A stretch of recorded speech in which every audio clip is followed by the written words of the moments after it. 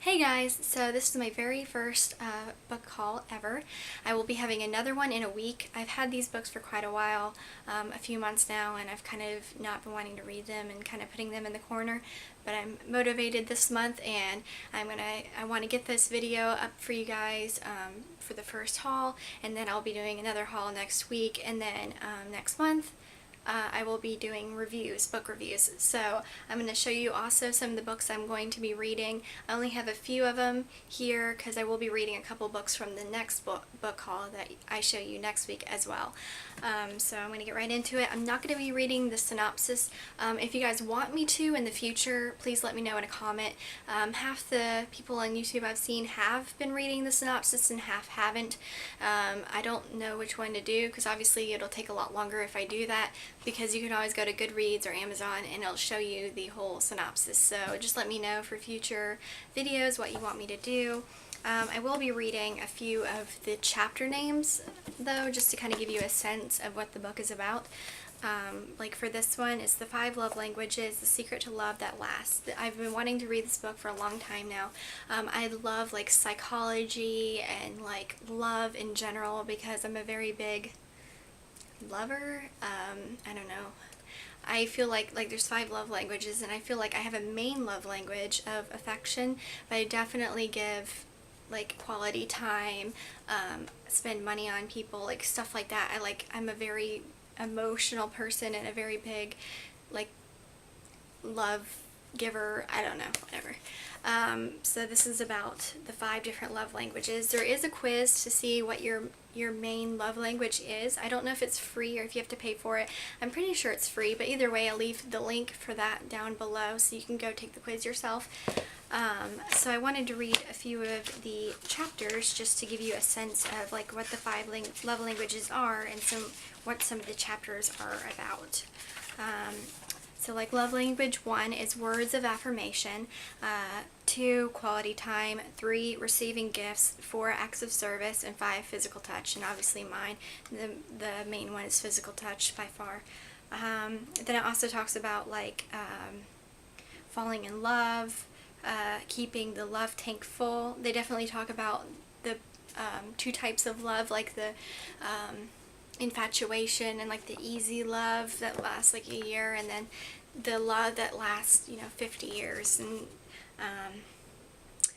loving the unlovely, the 5 love languages profile for husbands and wives, love is a choice. So there's just a bunch of really good things that I've been wanting to read. So I think the author has like 10 books or something crazy out, and like he has a bunch of them that are on love languages and different things. So like this one my mom already had, so she just gave it to me. I don't have kids yet, but it's just for the future. But it's the 5 love languages of children, so I'll read this one eventually. I just kind of have it here for later. And then I have the 5 languages of apology, which I'm really excited to read. We like apologize a lot in our lifetime, so I'm sure this will be helpful. I guess there's 5 languages of apology, and they're expressing regret, accepting responsibility, making restitution, genuinely repenting, and requesting forgiveness. And then it has other chapters like apologizing is a choice, isn't that the truth? Learning to forgive, learning to apologize in the family, apologizing to yourself, which I think is like the biggest one, is like learning how to forgive yourself. I think we're a lot harder on ourselves than other people sometimes, but I'm really into like psychology and stuff like that, so I'm really excited about all these books. But the other one is just like a short booklet my mom bought me too. It's like 101 conversation starters for couples. This is not really like a book. It just has like a bunch of questions that your spouse asks you, or you ask your spouse, I guess, just to learn random things about each other before you get married. Like, what item of clothing in my wardrobe would you like to see me wear? What is a question that you wish you had the courage to ask your mother or father? What is something you've collected as a child or teen? Just like things that you wouldn't think, I guess, to ask, and just you would want to know more about each other. And this last one is things I wish I'd known before I got married, which I'm sure will be a very interesting read. I wonder what some of the chapters are.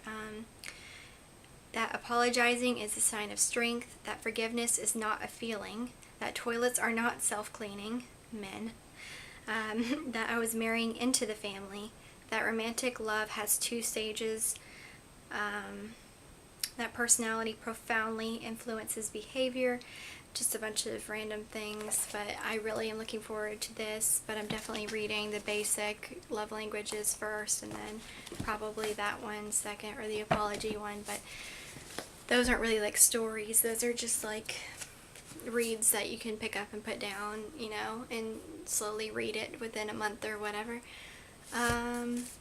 So I bought this one, Crescendo. I probably won't read this for a long time. I read Hush Hush like 4 years ago or something like that, and then this was on sale for only $4, so I decided to grab it because I thought eventually I would read the series. I think this is the 2nd book in the series. I'm not quite sure, but eventually I'll read it.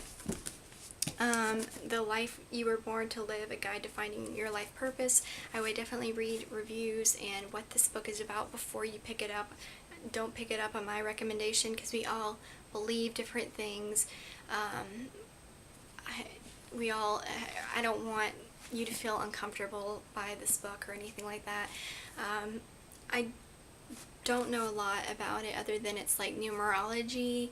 I go to acupuncture, and my acupuncturist recommended this book to me, and I've been reading it, and it's one of those ones that's not, once again, it's not a story. It's one of those things that you flip through here and there to get advice or get knowledge, and then it's like a numerology where you do it for your birthday and stuff like that, and then it has like certain numbers for your birthday, or your numbers for your life purpose, I guess.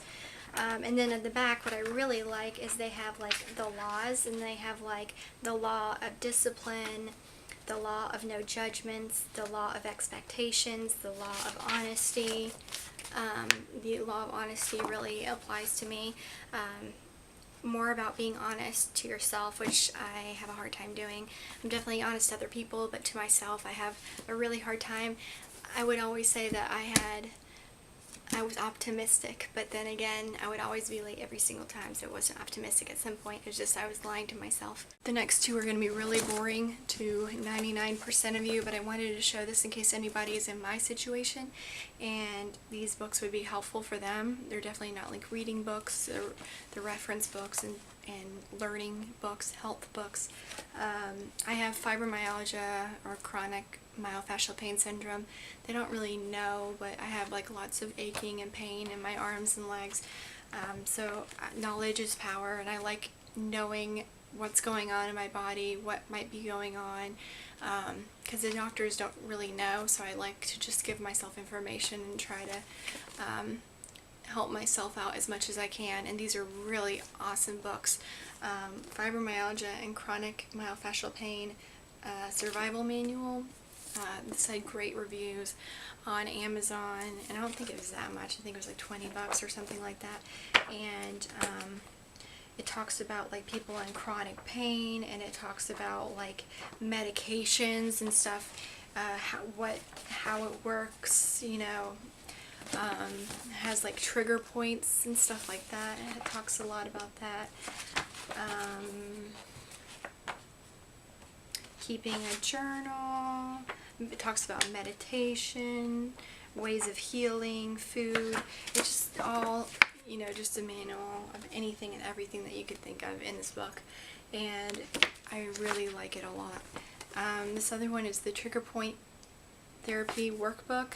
I got this for the chronic myofascial pain syndrome, but anybody who has like back problems, knee problems, anything like that should probably get this book, or just for the family to get this as like a reference book.